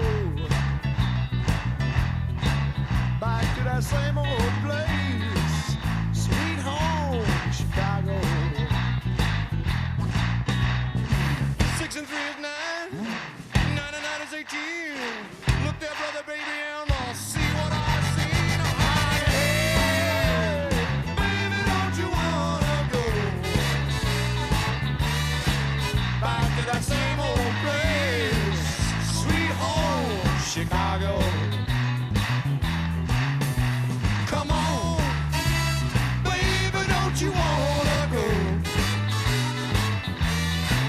Well, come on, baby, don't you wanna go back to that same old place, sweet home, Chicago?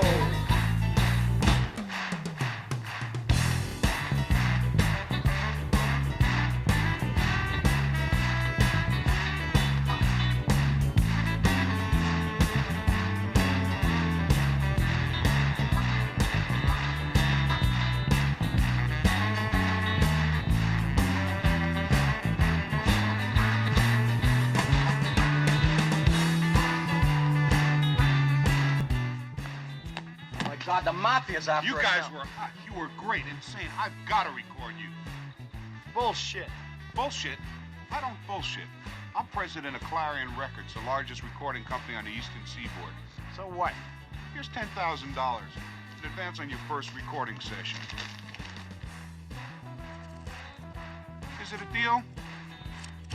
Yeah, sure it's a deal. Sure it's a deal. Listen, all these cops out here, they're sort of waiting for us. We gotta get out of here without nobody seeing us. You know a back door out of this place?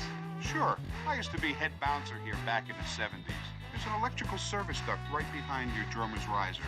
Listen, do us a favor. Take $1,400 and give it to Ray's Music Exchange in Calumet City. And give the rest to the band. You got it. Thanks. Bye. Bye.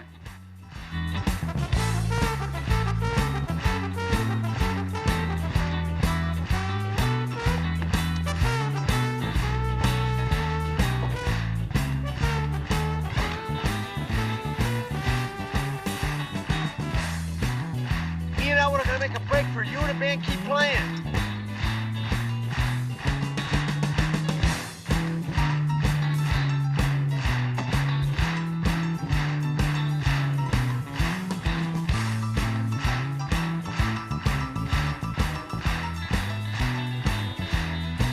Something's wrong. Where's Jake?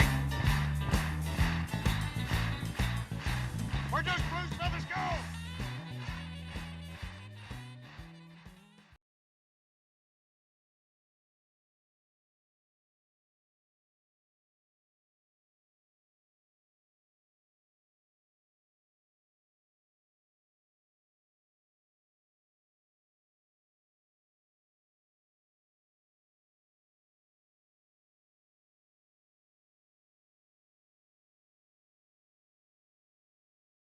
Hi, I'm John Green. This is Crash Course World History, and today we're going to return, sadly for the last time on Crash Course, to China. By the way, Stan brought cupcakes. Oh, good.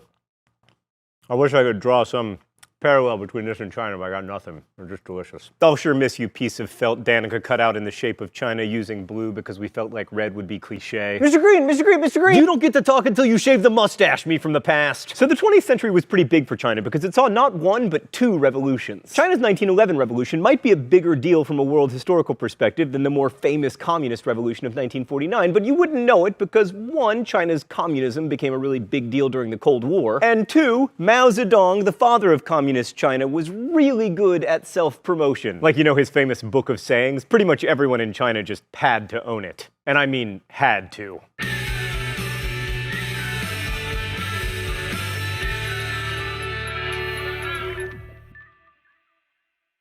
So as you no doubt recall from past episodes of Crash Course, China lost the Opium Wars in the 19th century, resulting in European domination, spheres of influence, etc., all of which was deeply embarrassing to the Qing dynasty and led to calls for reform. One strand of reform that called for China to adopt European military technology and education systems was called self-strengthening, and it probably would have been a great idea considering how well that worked for Japan. But it never happened in China. Well, at least not until recently. Instead, China experienced the disastrous anti-Western Boxer Rebellion of 1900, which helped spur some young liberals, including one named Sun Yat-sen, to plot the overthrow of the dynasty. Oh, it's already time for the open letter?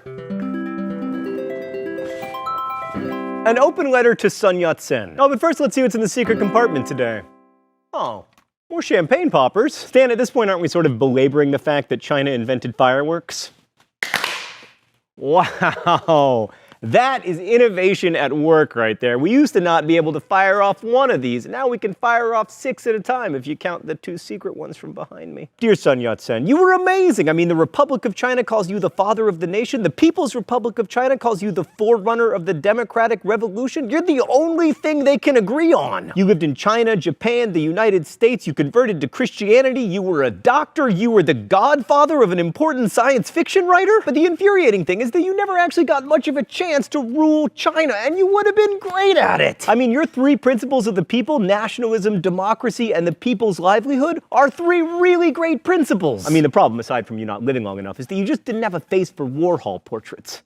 It's too bad. Best wishes, John Green. So the 1911 revolution that led to the end of the Qing dynasty started when a bomb accidentally exploded, at which point the revolutionaries were like, we're probably going to be outed, so we should just start the uprising now. The uprising probably would have been quelled like many had before, except this time the army joined the rebellion because they wanted to become more modern. The Qing emperor abdicated and the rebels chose a general, Yuan Shikai, as leader, while Sun Yat-sen was declared president of a provisional republic on January 1st, 1912. A new government was created with a senate and a lower house, and it was was supposed to write a new constitution. And after the first election, Sun Yat-sen's party, the Kuomintang, were the largest, but they weren't the majority. So Sun Yat-sen deferred to Yuan, which turned out to be a huge mistake because he then outlawed the Kuomintang party and ruled as dictator. But then when Yuan Shikai died in 1916, China's first non-dynastic government in over 3,000 years completely fell apart. Localism reasserted itself with large-scale landlords with small-scale armies ruling all the parts of China that weren't controlled by foreigners. You might remember this phenomenon from earlier in Chinese history, first during the Warring States period, and then again for 300 years between the end of the Han and the rise of the Shui. So the period in Chinese history between 1912 and 1949 is sometimes called the Chinese Republic, although that gives the government a bit too much credit. The leading group trying to reform China into a nation-state was the Kuomintang, but after 1920, the Chinese Communist Party was also in the mix. And for the Kuomintang to regain power from those big landlords and reunify China, they needed some help from the CCP. Now, if an alliance between communists and nationalists seems like a match made in hell, well, yes, it was. That said, the two did manage to patch things up for a while in the early 1920s, you know, for the sake of the kids. But then Sun Yat-sen died in 1925, and the alliance fell apart in 1927 when Kuomintang leader Chiang Kai-shek got mad at the communists for trying to foment socialist revolution, to which the communists were like, but that's what we do, man, we're communists. Anyway, this turned out to be a bad breakup for a bunch of reasons, but mainly because it started a civil war between the communists and the nationalists. We're not going to get into exhausting detail about the Civil War, but spoiler alert, the communists won. There are a few things to point out. First, even though Mao emerged victorious, he and the communists were almost wiped out in 1934, except that they made a miraculous and harrowing escape, trekking from southern China to the mountains in the north in what has become famously known as the Long March, a great example of historians missing an opportunity since it could easily have been called the Long Ass March as it featured donkeys. Second, for much of the time the Kuomintang was trying to crush the CCP, significant portions of China were being occupied and/or invaded by Japan. Thirdly, the communists were just better at fighting the Japanese than the nationalists were, in spite of the fact that Chiang Kai-shek had extensive support from the US. And each time the nationalists failed against the Japanese, their prestige among their fellow Chinese diminished. And it wasn't helped by nationalist corruption or the collection of onerous taxes from peasants, or stories about nationalist troops putting on civilian clothing and abandoning the city of Nanking during its awful destruction by the Japanese army in 1937. Meanwhile, the communists were winning over the peasants in their northwestern enclave by making sure that troops didn't pillage local land and giving peasants a greater say in local government. Now, that isn't to say that everything was rosy under Mao's communist leadership, even at its earliest stages. By the way, that is an actual chalk illustration. Very impressed. In a preview of things to come, in 1942, Mao initiated a rectification program, which basically meant students and intellectuals were sent down into the countryside to give them a taste of what real China was like in an effort to re-educate them. We try to be politically neutral here on Crash Course, but we are always opposed to intellectuals doing hard labor. But anyway, within 4 years of the end of World War II, the communists routed Chiang Kai-shek's army and sent them off to Taiwan, and these military victories paved the way for Mao to declare the People's Republic of China on October 1st, 1949. So once in power, Mao and the PRC were faced with the task of creating a new socialist state. And Mao declared early on that the working class in China would be the leaders of a people's democratic dictatorship.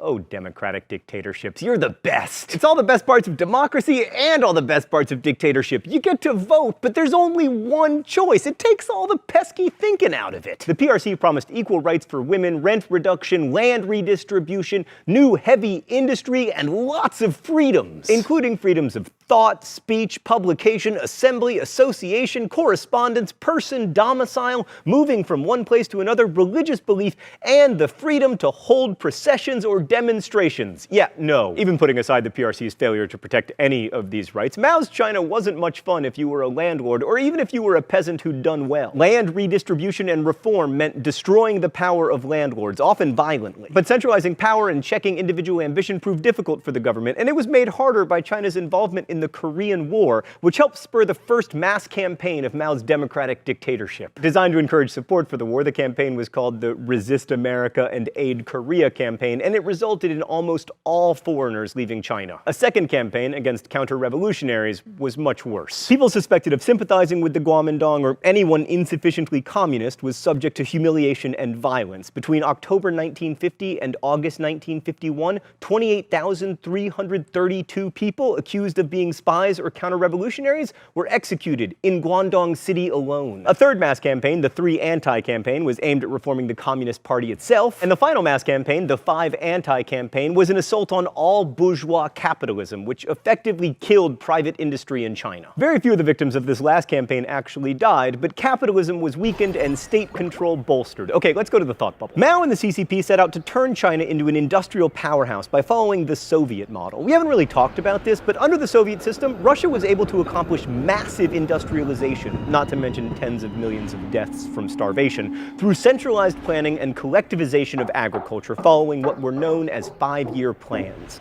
The Chinese adopted the model of the 5-year plans beginning in 1953, and the first one worked, at least as far as industrialization was concerned. In fact, the plan worked even better than expected, with industry increasing 121% more than projected. In order for this to work, though, the peasants had to grow lots of grain and sell it at extremely low prices. This kept inflation in check, and saving was encouraged by the fact that the 5-year plan didn't have many consumer goods, so there was nothing to buy.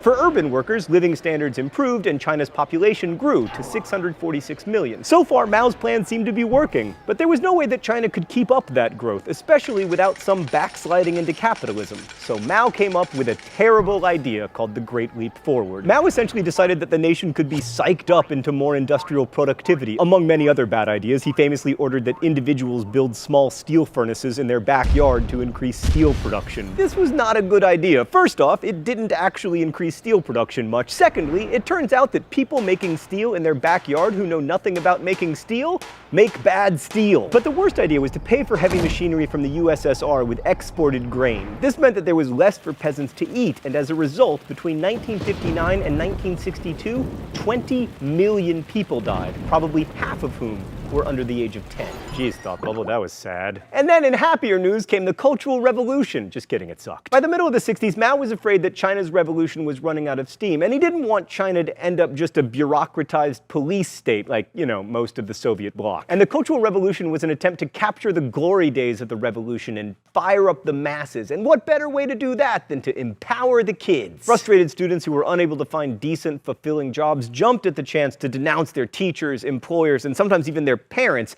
and to tear down tradition, which often meant demolishing buildings and art. The ranks of these Red Guards swelled, and anyone representing the so-called 4 olds, old culture, old habits, old ideas, and old customs, was subject to humiliation and violence. Intellectuals were again sent to the countryside, as they were in 1942. Millions were persecuted, and countless historical and religious artifacts were destroyed. But the real aim of the Cultural Revolution was to consolidate Mao's revolution. And while his image still looms large, it's hard to say that China these days is a socialist state. Many would argue that Mao's revolution was extremely short-lived, and that the real change in China happened in 1911. That's when the Chinese Republic ended 3,000 years of dynastic history and forever broke the cyclical pattern the Chinese had used to understand their past. I mean, at least in some senses, those nationalist revolutionaries literally put an end to history. That sense of living in a truly new world has made many great and terrible things possible for China. But the legacy of China's 2 revolutions is mixed at best. China, for instance, made most of the camera we're using to film this video, and China made most of the computers we use to edit it. But no one in the People's Republic of China will legally be able to watch this video, because the government blocks YouTube.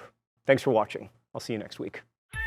Crash Course is produced and directed by Stan Muller. Our script supervisor is Meredith Danko. Our associate producer is Danica Johnson. The show is written by my high school history teacher, Raoul Meyer, and myself, and our graphics team is Thought Bubble. Last week's phrase of the week was disco golf ball. If you want to guess at this week's phrase of the week or suggest future ones, you can do so in comments, where you can also ask questions about today's video that will be answered by our team of historians. If you like Crash Course, make sure you've subscribed. Thanks for watching, and as we say in my hometown, don't forget to be awesome.